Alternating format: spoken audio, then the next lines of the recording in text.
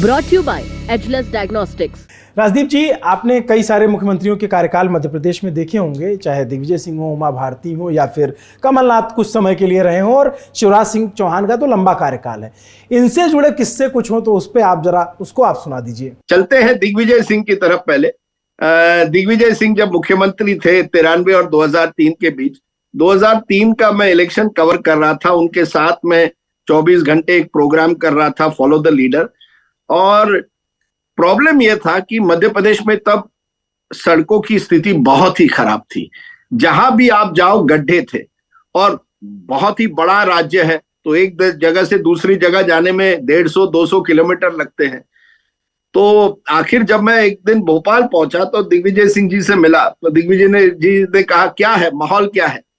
तो मैंने कहा सर माहौल छोड़िए, मेरी जो पीठ है वो बहुत दर्द कर रही है। तो उन्होंने कहा क्या हुआ? मैंने कहा सर आपके सड़कें जो है वो ऐसी है कि वहां गाड़ी में जाना बहुत मुश्किल पड़ता है, एक जगह से दूसरी जगह बहुत परेशानी होती है। तो अरे Rajdeep ji, you are a young man, आपने ये छोटी छोटी चीजों से आगे बढ़ना चाहिए, सड़कें भी ठीक हो जाएगी, डोंट वरी।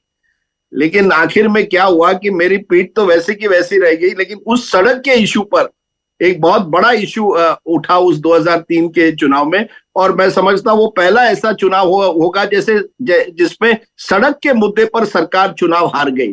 सरकारी नौकरी, उच्च पद और मान अब पाना हुआ बेहद आसान। लॉग ऑन करें www.kdcampus.live। तो दिग्विजय जी ने मुझे कहा मैं देखो कितना फिट हूँ, मैं तो दौरे करता हूँ।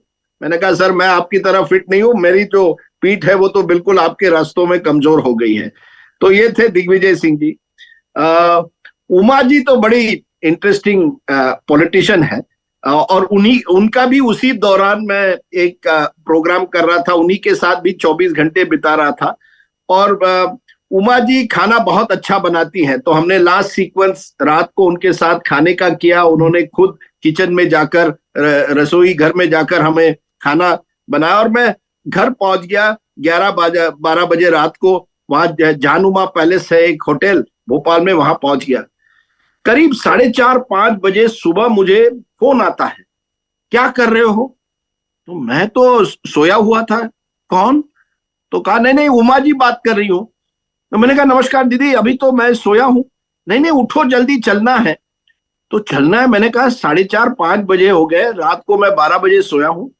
चलना कहाँ है? गुरु जी के पास। उनके कोई गुरु थे, भोपाल के बाहर रहते हैं।